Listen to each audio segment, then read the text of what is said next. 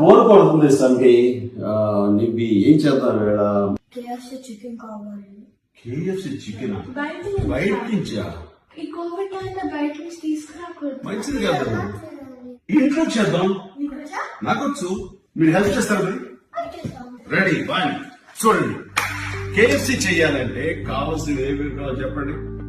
First chicken leg piece, okay, soya sauce, yes ketchup, yes, chili flakes and Maggi powder, ginger and garlic paste, salt, okay and Ajinomoto కొంచెమే కావాలి flavour కోసం, okay, and lemon. Lemon.